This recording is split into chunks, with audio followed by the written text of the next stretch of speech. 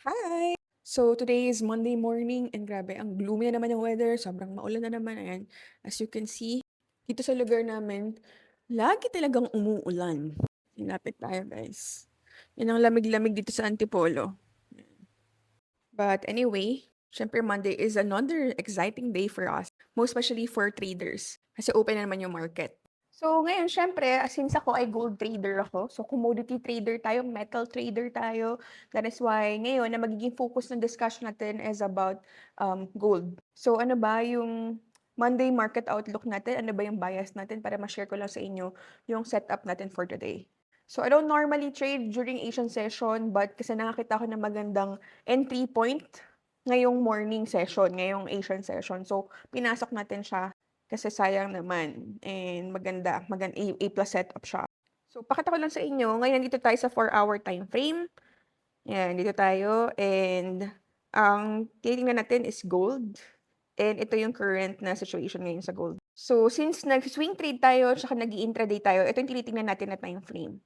For our bias, sa daily time frame tayo tumitingin. And then for my entry, sa 4-hour tsaka sa 1-hour time frame ako tumitingin. However, sa 4-hour time frame talaga ako gumagawa ng setup ko kasi dito at least mas nakikita natin yung clearer view. So right now, kung mapapansin nyo, yung market is consolidating for like how many days? When you say consolidating, sideways yung kanyang galaw. Hindi siya umaakyat, hindi siya bumabagsak. Pagilid, sideways. So ngayon, kapag sideways yung market, ang inaantay natin dito is magkaroon ng breakout. When you say breakout, binrake nga yung resistance at yung support. Either yung resistance or support, i-break niya yun. Okay? So in this case, ang binrake ng market is yung resistance. So kapag binrake niya yung resistance, ibig sabihin, yung resistance mo, magiging support na siya. Ngayon, in order for you to confirm na breakout na talaga siya at hindi siya fake out, lalo ngayon, December, medyo magulo ang market, hindi mo alam kung mga fake outs yan. So in this case, na-confirm natin na actually, talagang nagkaroon siya ng breakout kasi tinest nga yung resistance. Ayan o. Tinest nga yung previous resistance. Pwede natin itong i-note para at least hindi nyo makalimutan. Breakout siya dyan sa area na yan. Ayan, pagka-break niya dito, ngayon, what we have to wait is yung kanyang retest.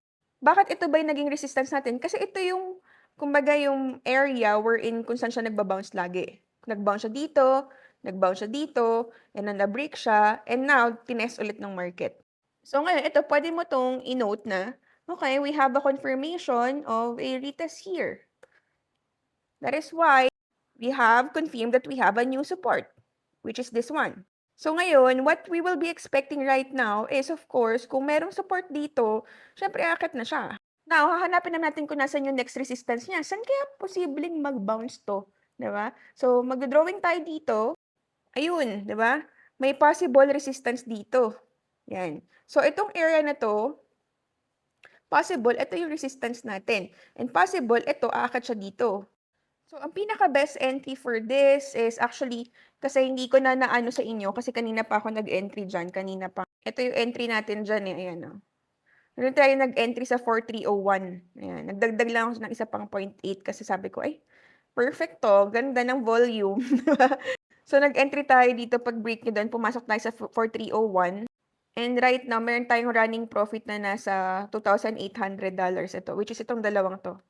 Itong mga position trade natin yun. Kung papansin nyo, nasa mga 3,400 pa yan. Pero ito yung inano natin, in-intraday natin ngayon, which is right now, binibigyan na tayo ng almost $3,000. Magkano yung $3,000 in peso? Dito tayo. $3,000 is nasa $3,000 ay nasa 177,000 pesos na siya. This morning setup pa lang yan, guys, 'di ba? Actually, pwede na natin 'to i-take profit eh. Pwede na natin kunin yung partial dito, mag-partial profit na tayo dito. But this trade is already secured kasi naka-positive SL na tayo. Kung mapapansin nyo, yung SL natin nasa taas siya. Ayan o. Kasi sinecure na natin. In case man bumagsak to, at least secured na siya, wala tayong loss. But syempre, ideally, ang pinakamaganda talaga dito, talagang makuha na natin yung profit. So, pwede natin i-partial profit. Say, for example, medyo happy na ako dito, kukunin ko na yung iba. Kukunin ko na yung profit ko dito. Kasi baka biglang bumagsak pa eh, di ba? So, slide to the left nyo lang. And then, kunin nyo yung, say for example, i-close mo na yung lot size na 0.5. Kunin ko na yung 0.5. So, dun na yan, mapupunta na yun sa history mo, which is, eto na, ayan, na-close ko na yung $675. So, meron na tayong secured profit na 675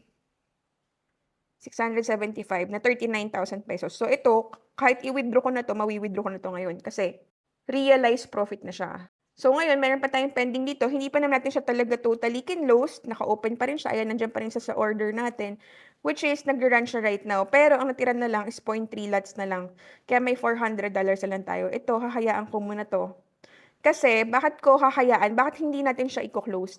Kasi, kung titingnan natin dito sa ating setup right now, ito yung next na possible na resistance na balikan ng presyo, which is here. Kasi ito yung all-time high.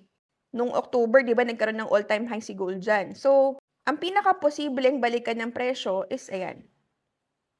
So, pwede tayo maglagay. Yan, actually, ito yung entry natin kanina sa 4301. And, right now, meron tayong 1:3 na setup dito. Na risk-reward ratio na setup, which is a very good setup. Napakagandang setup nito kasi mataas yung winning rate dahil meron tayong 1:3 na risk-reward ratio dyan. Ngayon, possible TP1 natin, pwede tayong maglagay dito ng TP. Here. Dyan, pwede tayong mag-TP na dyan, actually. Dito sa resistance area na to. Or dito sa area na to, tayo pwede pang mag-TP kasi meron tayong all-time high dyan. Ayan. May all-time high dyan. Ito, which is ito. Nagkaroon ng double tap dito, bumagsak saglit si gold. And then, ibinalik ka niya rin ulit to. Diba? Anong ginamit natin strategy? Breakout strategy lang. Diba? Sobrang simple lang nun. Breakout. Hanapin mo lang yung babasagin na resistance. Kung ititest niya yung resistance niya, then we have a confirmation na we have a new support, then we can go buy. Diba? So, yun lang yung naging confluence natin dito actually eh. Aside from, syempre, bias natin is buy. I'm talaga bullish. Yung bullish na yun is for for intraday. But if we will be talking about fundamental analysis, most of the news na lumalabas recently is not supporting gold, honestly. Kasi diba recently lang nag-announce si Jerome Powell, which is yung Fed chairman na he has to protect the inflation kasi he's trying to like pull the inflation back to 2%, which means hindi siya mag-rate cut. However, recently, parang nagkaroon ng nabasa ko. Parang last week ko ata nabasa. Wait, hanapin ko. Ayun, sabi niya, President Trump says interest rate should be 1% or lower next year. So, sobrang salungat sila ng mga statement ni Jerome Powell, diba? Tsaka si Trump. So, I don't know, let's see. Kasi hindi naman pwedeng mag-base yung decision-making ni Jerome Powell sa sinasabi ni Trump kasi he has to base it sa data, sa NFP, 'di ba, sa jobs report, hindi pwedeng mag-rate cut na lang bigla si Jerome Powell. He has to consider a lot of factors. Si Trump naman, he's really good in attacking the sentiments of the investors and market. So, isang salita nga lang, kaya nga talaga pagalawin yung market eh. Kahit na yung data talaga is baligtad dun sa sinasabi niya. Because yung word niya pa lang is already sobrang powerful na. So, yung mga yun, sobrang big factor rin talaga. Kahit magkasalungat siya, may malaking factor siya sa sentiment sa mga investors. That is why we have to be very careful right now kasi nga, hindi sila nagkakasundo ni Powell tsaka si Trump. So, ngayon nga, nakapagbasa ako, sabi ni Trump is, inflation daw is totally neutralized. So, sabi dito ni Trump, hindi naman daw problema ang inflation. Under control naman daw siya. Pero still, prices are still high, diba? So, let's see yung mga susunod na news. And right now, I'm just happy. So, I hope happy rin yung mga community natin kasi actually ito yung bineto ko today na intraday setup natin. And right now, ayan, TP5 na tayo. And TP5 na tayo kasi 4325.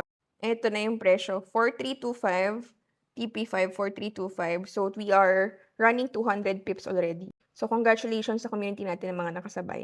So, yun lang guys. What a great Monday to start. And I hope kayo rin ay pumapaldo ngayon. And syempre for the rest of the week, medyo maging careful lang kayo kasi remember December ngayon.